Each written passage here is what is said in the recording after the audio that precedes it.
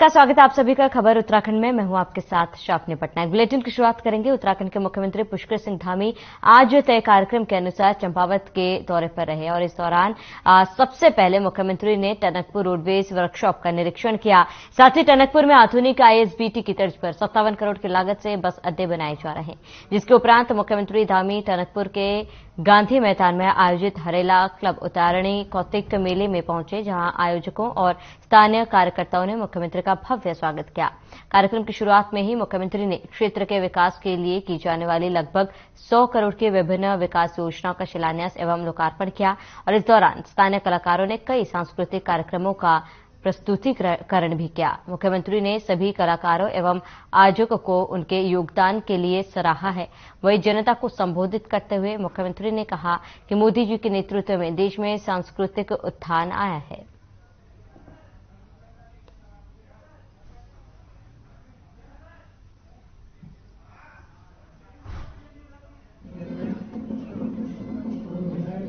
मकर संक्रांति की महिला और तरफ से लगाया गया लोहड़ी की और माघ मेला माघी की सभी को बहुत शुभकामनाएं देता हूं, सबको बधाई देता हूं। भगवान सूर्यदेव के उत्तरायण में आने पर हमारे उत्तराखंड का ये लोक पर्व उत्तरायणी आज पूरे उत्तराखंड के अंदर अनेकों स्थानों पर मनाया जा रहा है। निश्चित रूप से यह सूर्यदेव को प्रणाम करने का, सूर्यदेव के मकर राशि में आने का और अच्छे दिनों की शुरुआत है। और मैं सूर्य भगवान से प्रार्थना करूंगा कि सूर्य भगवान हम सब पर अपनी कृपा करें।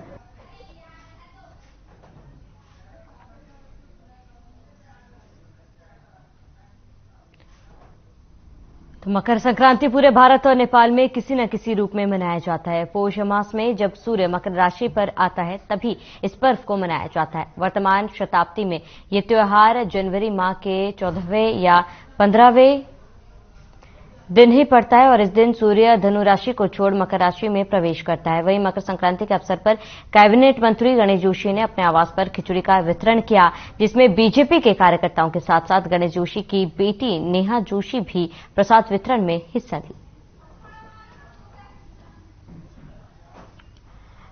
तो सूर्य मकर राशि में प्रवेश करता है और उस दिन मकर संक्रांति का त्योहार मनाया जाता है। इस दिन खिचड़ी वितरित करने का खासा महत्व होता है और इस दौरान मंत्री गणेश जोशी ने सभी प्रदेशवासियों को इसकी शुभकामनाएं दी। साथ ही प्रदेश में खिचड़ी भी वितरित किए हैं। इस दौरान उनकी बेटी नेहा जोशी भी उनके साथ मौजूद थी। तो मकर संक्रांति का अलग ही महत्व होता है, जहां पर बड़े ही धूमधाम से मकर संक्रांति का पर्व जो है मनाया जाता है। सूर्य मकर राशि में प्रवेश करता है और इसी दिन मकर संक्रांति का त्योहार मनाया जाता है। इस दिन खिचड़ी वितरण का खासा महत्व होता है और ऐसे में मंत्री गणेश जोशी ने देहरादून में खिचड़ी वितरित की और इस दौरान उनका परिवार भी उनके साथ मौजूद था।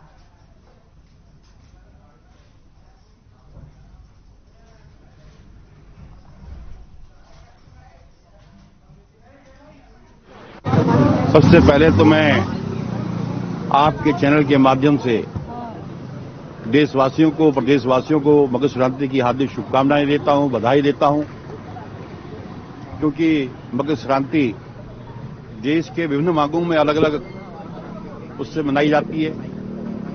कहीं इसको पीहू बोलते हैं, कहीं लोहड़ी के उससे मनाया जाता है, हमारे यहाँ मकर संक्रांति बोलते हैं। और आज के दिन कहा जाता है कि खिचड़ी का प्रसाद वितरित किया जाता है। आज मैं अपने परिवार के साथ सौभाग्य से आज मेरी बेटी का जन्मदिन भी है और मेरी माताजी का भी जन्मदिन है।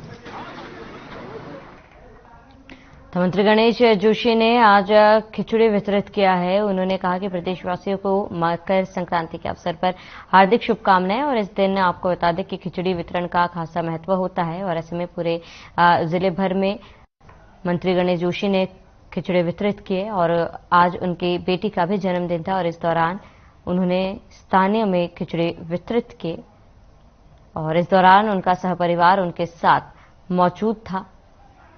और पूरे देश भर में आपको बता दें मकर संक्रांति का त्योहार अलग अलग रूपों में मनाया जाता है और खिचड़ी वितरित करने का इसका खासा महत्व जो है कई जगहों पर है और ऐसे में मंत्री गणेश जोशी ने आज खिचड़ी दान किया और लोगों में वितरित भी किया। तो देश भर के साथ साथ प्रदेश में भी मकर संक्रांति का त्यौहार बड़े ही धूमधाम से मनाया जा रहा है और इस दौरान सूर्य मकर राशि में प्रवेश करता है और तभी मकर संक्रांति का त्यौहार जो है धूमधाम से मनाया जाता है। इस दौरान खिचड़ी वितरण का खासा महत्व है और इसी के कारण मंत्री गणेश जोशी ने खिचड़ी वितरित किए थे।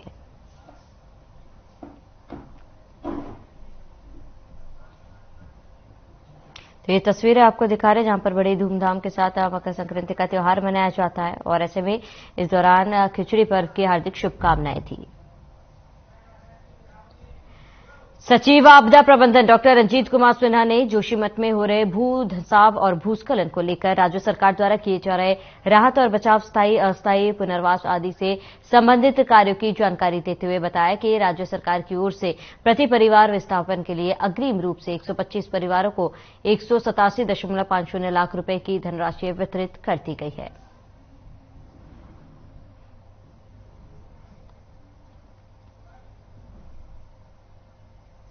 जैसा कि जानते हैं, कल की कैबिनेट बैठक में जो भी निर्णय हुए हैं वो आपको बता दिया गया है।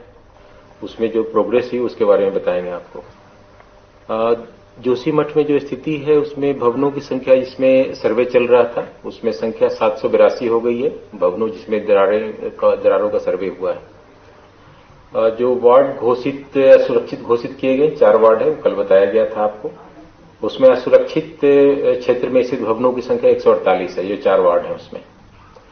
जो वाटर का डिस्चार्ज था वो कल 190 था, आज उसमें थोड़ी बढ़ोतरी हुई है, 240 LPM हो गया है।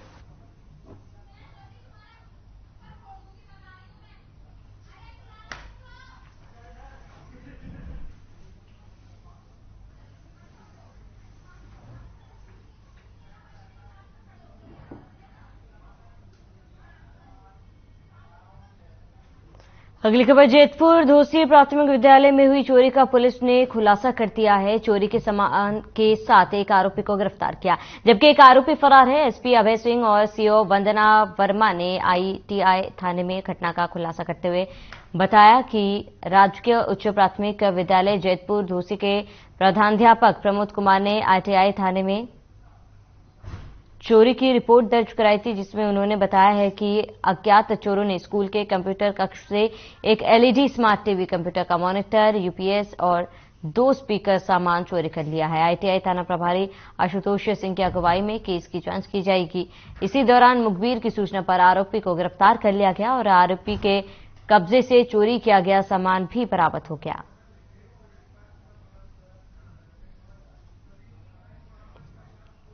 वहां पे उनके कंप्यूटर कक्ष में चोरी हुई थी, जिसकी सूचना उन्होंने 13 जनवरी को दी थी। तो हमारे द्वारा इसमें FIR पंजीकृत किया गया था और तत्काल एक टीम बनाई गई थी सब इंस्पेक्टर राकेश राय के नेतृत्व में, और उस टीम ने मैनुअल पुलिसिंग और टेक्निकल सर्विलांस के माध्यम से आइडेंटिफाई किया इस चोर को। जो भी चोरी का माल गया था, जिसमें एक बड़ी LCD टीवी थी, मॉनिटर था, UPS था, वो सारी डिवाइसें हमारे द्वारा रिकवर की गई हैं। अभी जो गिरफ्तार अभियुक्त सोनू सुरेश है, इसकी और जानकारी कर रहे हैं। अभी एक प्रकरण इसका पूर्व में भी ये चोरी में जेल जाने के बाद प्रकाश में आ रही है। इसके साथ एक और अभियुक्त है जो कि फरार है, उसको भी शीघ्र हमारे द्वारा गिरफ्तार किया जाएगा। सहसपुर पुलिस को बड़ी सफलता हाथ लगी है। बता दें, पुलिस ने धोखाधड़ी के मामले में फरार चल रही एक 10,000 के इनामी को गिरफ्तार किया, जिसका खुलासा करते हुए सहसपुर थाना प्रभारी गिरीश नेगी ने बताया कि 2019 में सेलाकुई क्षेत्र की डिक्शन कंपनी का प्रतिनिधि बनकर आरोपी स्क्रैप के नाम पर ठगी की थी, जिसके चलते उस पर 10,000 का इनाम घोषित किया गया था। वहीं SO गिरीश नेगी ने बताया कि फरार चल रहे इनामी आरोपियों और बदमाशों की गिरफ्तारी को लेकर चलाए जा रहे अभियान के तहत इनामी आरोपी को मुंबई से गिरफ्तार किया गया।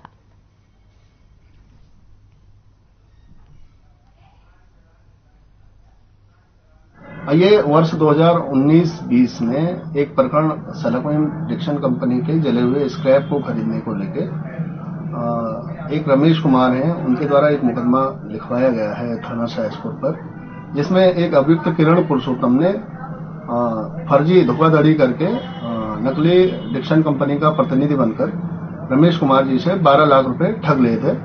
उसी संबंध में थाना सहसपुर पर मुकदमा पंजीकृत था। तब से ये किरण पुरुषोत्तम लगातार फरार चल रहा था और वर्तमान में डीजी महोदय उत्तराखंड द्वारा वांछित इनामी अपराधियों के विरुद्ध जो अभियान चलाया जा रहा है, उसी अभियान के तहत इस वांछित अपराधी के विरुद्ध एसएसपी महोदय देहरादून द्वारा 10,000 का इनाम घोषित किया गया था।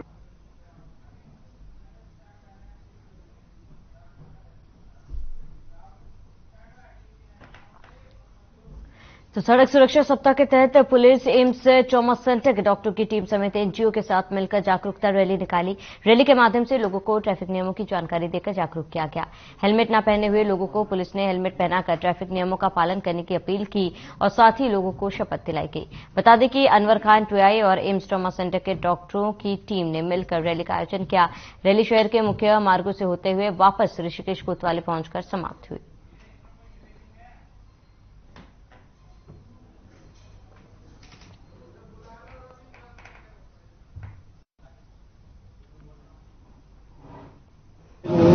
हेलमेट हमने वितरित किए हैं, उस पर हमने वितरित किए हैं हेलमेट लगाओ जान बचाओ।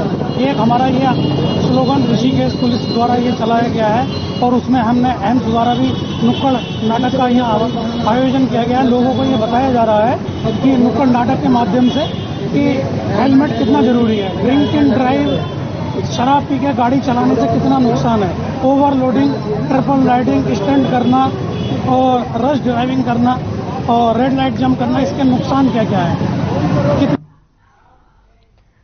चलिए यहां रुकेंगे एक छोटे से ब्रेक के लिए, जल्द हाजिर होंगे।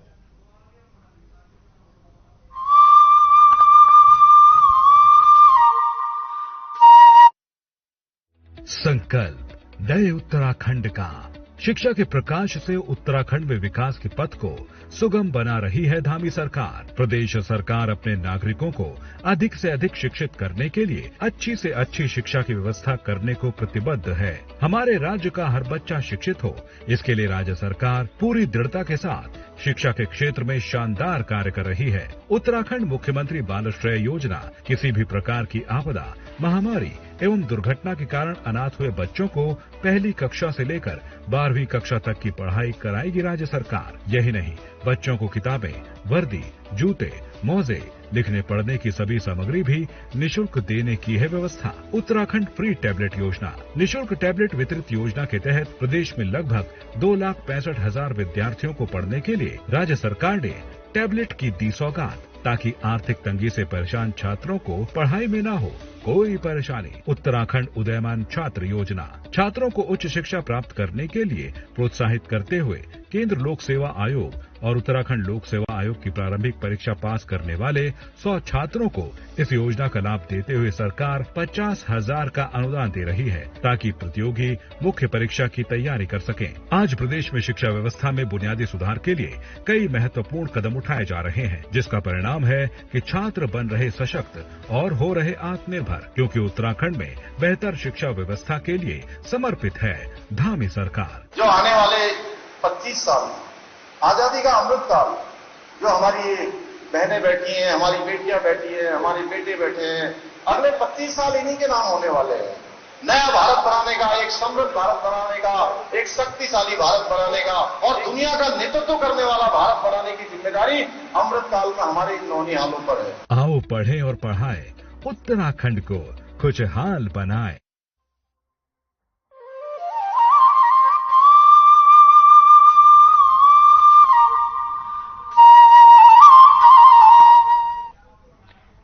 ब्रेक के बाद स्वागत है आप सभी का। खबरों में आगे बढ़ेंगे। शक्ति फार्म इलाके के ग्रीन फॉल पब्लिक स्कूल में सांस्कृतिक कार्यक्रम करते हुए धूमधाम से उत्तरायणी महोत्सव एवं मकर संक्रांति के शुभ अवसर पर प्रोग्राम का आयोजन किया गया। ग्रीन वॉल पब्लिक स्कूल में अलग अलग स्कूलों के बच्चों ने भाग लिया, जहां पर क्षेत्रीय लोगों ने भी बढ़ चढ़कर हिस्सा लिया और इस दौरान सरस्वती पूजन भी किया गया। सभी ने फूलमाला चढ़ाकर माता सरस्वती को नमन किया। वहीं बच्चों ने अलग अलग प्रोडक्ट के स्टॉल भी लगाए।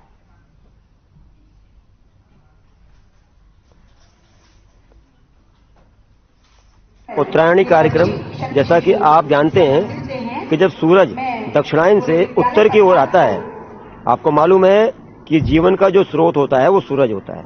जब सूरज दक्षिणायन की ओर जाता है तब ये माना जाता है कि जो हमारा ऊर्जा का स्रोत है वो हमसे दूर जा रहा है और वो शुभ दिन नहीं माना जाता है। और प्रत्येक जीवन का संचार सूर्य की वजह से ही होता है। पूरे एनर्जी, ऊर्जा का जो स्रोत है वो सूर्य है, और आज के दिन सूरज जो है हमारी ओर आ रहा है, तो पूरे हिंदुस्तान में ये एक बहुत ही पवित्र त्योहार माना जाता है। कहीं इसको उत्तरायणी माना जाता है, कुछ लोग इसको मकर संक्रांति के रूप में मनाते हैं, कुछ लोग इसको ओणम के रूप में मनाते हैं, कहीं पर इसको पोंगल के रूप में मनाया जाता है, कहीं इसको बिहू के रूप में मनाया जाता है। कोरोना काल में फ्रंटलाइन हेल्थ वर्कर्स ने लाखों लोगों की जिंदगियां बचाई थी, जिसकी सराहना राज्य सरकार ने भी अलग अलग मंचों पे की। लेकिन सरकार से कार्यमुक्त किए गए कोरोना हेल्थ वर्कर्स को अभी भी सरकार समायोजित नहीं कर रही। सरकार से जारी किए गए शासनादेश में विभाग ने उचित कार्रवाई नहीं की, जिससे कर्मचारी अपने भविष्य को लेकर चिंता में हैं। हालांकि कुछ कोरोना वर्कर्स को सरकार ने जरूर समायोजित किया था, लेकिन अभी भी लगभग 600 कर्मचारी बेरोजगार ही बैठे हैं। वहीं फ्रंटलाइन हेल्थ वर्कर्स के समर्थन में आए हुए कैबिनेट मंत्री हीरा सिंह बिष्ट ने कहा कि सरकार द्वारा इन कोरोना वर्कर्स को अभी तक स्वास्थ्य विभाग में समायोजित नहीं किया गया, जो बेहद निंदनीय है। बिष्ट ने कहा कि अगर आगामी दिनों में सरकार ने इन्हें स्वास्थ्य विभाग में तैनाती नहीं दी तो उनके नेतृत्व में सरकार के खिलाफ आंदोलन किया जाएगा।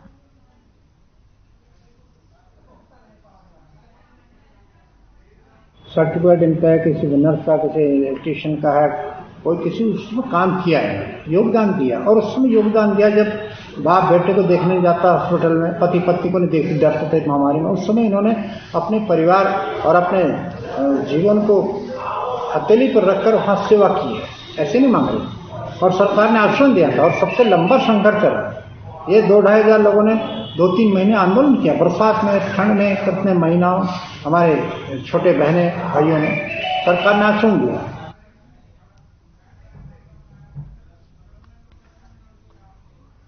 तो बसपा सुप्रीमो मायावती का 67वां जन्मदिन धूमधाम से मनाया गया। मंगलोर बसपा विधायक हाजी सरवत करीम अंसारी ने अपने कार्यालय पर केक काटकर जन्मदिन मनाया। साथ ही मायावती के जन्मोत्सव पर गरीबों को कंबल भी वितरित किए। इस मौके पर विधायक हाजी सरवत करीम अंसारी ने कहा कि बहन मायावती ने सर्व समाज को जोड़ने का काम किया, बिना किसी भेदभाव के समाज को एकजुट करने के अपना महत्वपूर्ण योगदान दिया। सर्व समाज को एकजुट करने वाली बहन मायावती के जन्मदिन पर उनकी दीर्घ आयु की प्रार्थना करते हैं और बसपा पार्टी को मजबूत करने का संकल्प लेते हुए, जिससे बसपा सुप्रीमो बहन मायावती जी और मजबूती के साथ सर्व समाज की अखंडता को मजबूत करती रहे। आज हमारे लिए बड़ी खुशी की बात है कि हम आज आदरणीय बहन कुमारी मायावती जी का 67वां जन्मदिन मना रहे हैं। बड़ी खुशी और उल्लास के साथ मना रहे हैं और हम चाहते हैं कि हमारी बहन जी हजारों साल जो है की उम्र मिले और जी आगे बढ़े। देखिए, बहन जी के जन्मदिन पे जो भी कंबल वितरण या जो भी खाना है तो बहन जी की खुशी के लिए हम लोग कर रहे हैं कि ताकि जो है बहन जी के जन्मदिन पर जो है लोगों को जो है सब कुछ, अगर कोई सर्दी में है तो उसे कंबल मिलना चाहिए, खाना मिलना चाहिए और भाई मिठाई मिलनी चाहिए। ये हमारा मकसद है। ये बहन जी कुमारी मायावती जी का 67वां जन्मदिन माननीय विधायक सरवत करीम अंसारी जी के द्वारा उनके कार्यालय पर बड़ी धूमधाम से मनाया जा रहा है, जिसमें हमने कंबल वितरण का प्रोग्राम रखा है, मिष्ठान वितरण का प्रोग्राम रखा है, खाने का प्रोग्राम है। ये सब बहन जी के 67वें जन्मदिन की खुशी पे हमने ये प्रोग्राम। तो गढ़वाल सांसद तीरथ सिंह रावत और पौड़ी के विधायक राजकुमार पोरी ने बोनसाल पुल का शुभारंभ किया है और इस पुल से आमजन को आवाजाही में सुविधाएं मिलेगी। इस दौरान सांसद तीरथ सिंह रावत ने कहा कि क्षेत्र के ग्रामीण लंबे समय से लकड़ी के पुल से आवाजाही कर रहे थे और मांग कर रहे थे कि उनके लिए पक्के पुल का निर्माण किया जाए, जिसका प्रस्ताव तैयार कर जल्द निर्माण कार्य शुरू करवाया गया और इसका विधिवत रूप से आज शुभारंभ किया गया। वहीं पौड़ी विधायक राजकुमार पोरी ने बताया कि पहले लकड़ी के पुल होने के चलते भारी वाहनों की आवाजाही नहीं हो पाती और लेकिन अब पक्के पुल के निर्माण के बाद आसानी से आवाजाही हो जाएगी। और आज मैं इधर कलचीखाल ब्लॉक के समस्त क्षेत्रवासियों को बहुत बहुत बधाई देता हूं कि उनकी जो बड़ी लंबे समय से ये मांग चली आ रही थी बोनसाल पुल की, ये पूरी हो गई है और इससे कम जो है 80 और 85 ग्राम सभाएं इससे लाभान्वित होंगी और इसका लाभ उठाएंगे और निश्चित रूप से बहुत सारे लोगों को इसका लाभ मिलने वाला है। इस पुल की डिमांड बहुत पहले से थी, न जाने कितने वर्षों से, लेकिन जब अपनी सरकार और हमने संज्ञान लिया तो तत्काल इसको पिछले 2 वर्ष पूर्व इसका शिलान्यास हुआ है और आज इसका उद्घाटन और लोकार्पण किया है। इसमें आवागमन शुरू हो जाएगा। ऐसे ही और भी जगह पुलों का है। तो खबर अल्मोड़ा से है, जहां उत्तराखंड शहीद कप क्रिकेट प्रतियोगिता का फाइनल मुकाबला खेला गया। फाइनल मुकाबला चौखुटिया भिकियासैंड के बीच खेला गया। टॉस जीतकर भिकियासैंड ने पहले बल्लेबाजी करने का फैसला लिया और टीम ने 12 ओवर में 103 रन बनाए, जबकि जवाब में चौखुटिया टीम ने 45 रन बना पाई, जिसमें प्रथम पुरस्कार 35,000 नगद और ट्रॉफी से सम्मानित किया गया। वहीं द्वितीय पुरस्कार 21,000 रुपए नगद और ट्रॉफी दी गई। बता दें कि एशिया प्रतियोगिता में 24 टीमों ने भाग लिया था और इस मौके पर ग्राम प्रधान पालपुर बबीता कतियूरा, इंदर कतियूरा, सुंदर नेगी समेत कई गणमान्य लोग मौजूद रहे।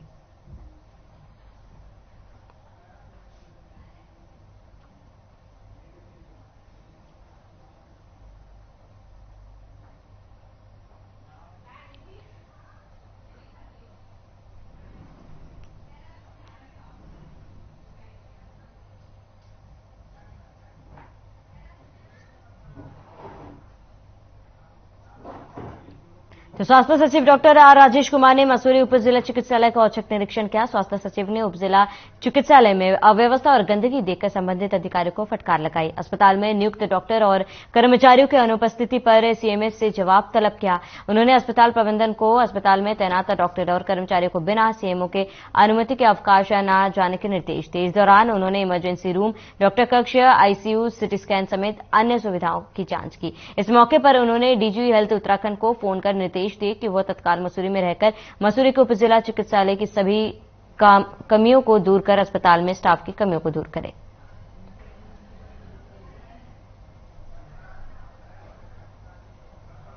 देखिए, हम लोग निरंतर हॉस्पिटल्स का निरीक्षण करते ही रहते हैं। अभी हाल ही में डिस्ट्रिक्ट रुद्रप्रयाग में जितने भी मेडिकल फैसिलिटीज थी, डिस्ट्रिक्ट हॉस्पिटल, सब डिस्ट्रिक्ट हॉस्पिटल और चमोली का भी निरीक्षण किया। और जो फैसिलिटीज हैं, चाहे एचआर के हों या इक्विपमेंट से रिलेटेड हो, उसका जायजा मेरे द्वारा लिया जाता है। तो इसी क्रम में आज की छुट्टी भी थी, तो स्वास्थ्य व्यवस्था का जायजा लेने में यहाँ पे सब डिस्ट्रिक्ट हॉस्पिटल मसूरी आया।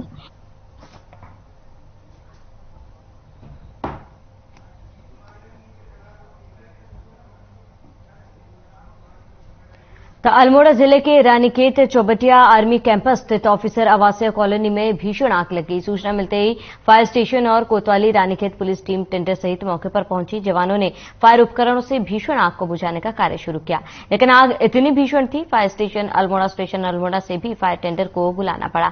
आग बुझाने में आर्मी अधिकारी और जवानों की मदद ली गई।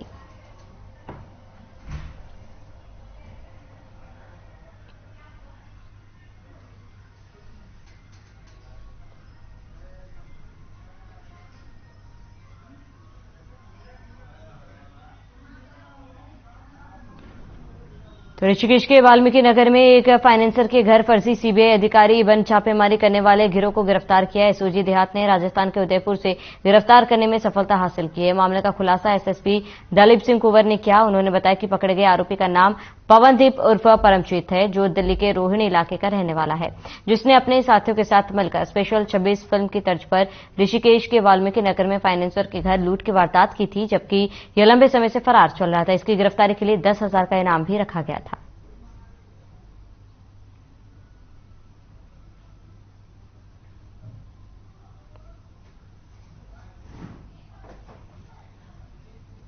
इसके अतिरिक्त 10,000 के इनामी बदमाश, एक सहसपुर से और दूसरा यहीं आपके ऋषिकेश से, वो हम लोगों ने अरेस्ट किया है। दोनों फौजदारी में वांटेड चल रहे थे। सर, ऋषिकेश का जो 10,000 का इनामी है, उसका क्राइम हिस्ट्री क्या है, क्या करा था उसने? उसने जो है 2022 में एक फौजदारी करी थी, उसमें 6 लोग थे, इसमें 7 लोग थे। 6 लोगों की अरेस्टिंग पहले हो चुकी थी और 7वां ये बचा हुआ था। इस पर 10,000 का इनाम था, तो इसको हमने अरेस्ट कर लिया। वरिष्ठ पुलिस अधीक्षक ने नशे के खिलाफ चलाए जा रहे अभियान पर काशीपुर पुलिस को बड़ी सफलता हाथ लगी है। कार्रवाई करते हुए पुलिस ने 2 नशा तस्करों को गिरफ्तार किया।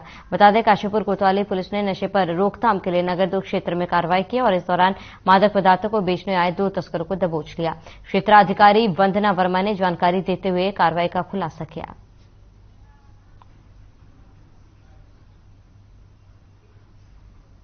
डीजीपी महोदय के निर्देशों के क्रम में नशे के विरुद्ध लगातार कार्रवाई की जा रही है। इसी क्रम में काशीपुर पुलिस को एक सफलता हासिल हुई है, जिसमें 2 अलग अलग अभियुक्तों से लगभग 10.5 ग्राम चरस, 10.5 ग्राम स्मैक और 510 ग्राम चरस मिली है। दोनों को दौरान चेकिंग ये दोनों के पास से सामान मिला है। एक अन्य अभियुक्त जिसका नाम बताया जा रहा है जो कि इस तस्करी में इनके साथ लिप्त है परंतु मौके पर मौजूद नहीं था, वो उसको हमने इसमें वांछित किया है, उसकी भी तलाश जारी है।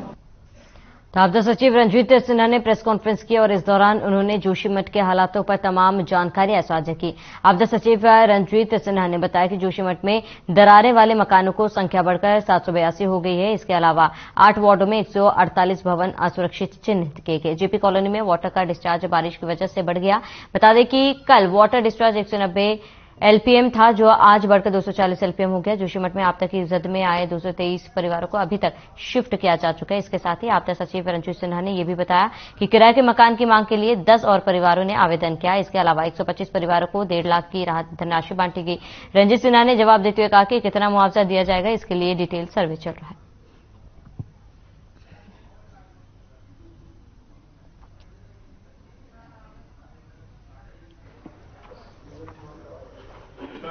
स्टार्ट करें? ओके। आज की प्रेस ब्रीफिंग में आप सबका स्वागत है। जैसा कि जानते हैं कल की कैबिनेट बैठक में जो भी निर्णय हुए हैं वो आपको बता दिया गया है। उसमें जो प्रोग्रेस हुई उसके बारे में बताएंगे आपको। जोशीमठ में जो स्थिति है उसमें भवनों की संख्या जिसमें सर्वे चल रहा था उसमें संख्या 782 हो गई है।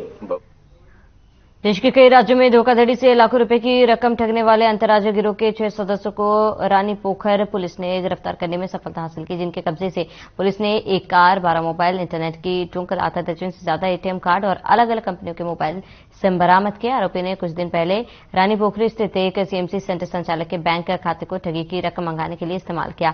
इसके बाद मामला पुलिस के पास गया। मामले का खुलासा जनपद देहरादून के एसएसपी दलीप सिंह कुंवर ने रानी पोखरी थाना परिसर में किया। बताया कि आरोपी के खिलाफ हरियाणा, गुजरात, यूपी और झारखंड के थानों में इसी प्रकार के वारदात के कई मुकदमे दर्ज हैं। पूछताछ के बाद आरोपी को न्यायालय में पेश करने के लिए भेजा गया है।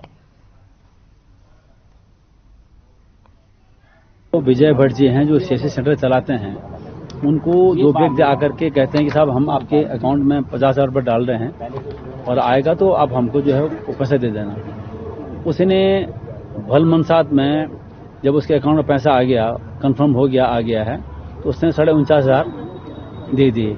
जब वो व्यक्ति अब बैंक में जाता है तो बैंक में उसको पता लगता है कि भाई मेरे अकाउंट तो बैंक ने होल्ड किया हुआ है, कोई ट्रांजैक्शन होल्ड किया हुआ है। फिर उसको जब शक हुआ।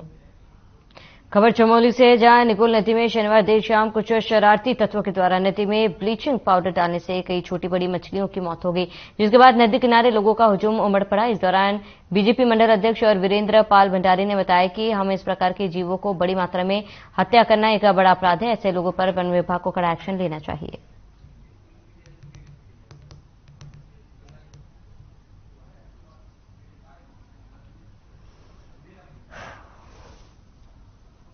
निगोल नदी अलकनंदा की प्रमुख सहायक नदियों में से एक है।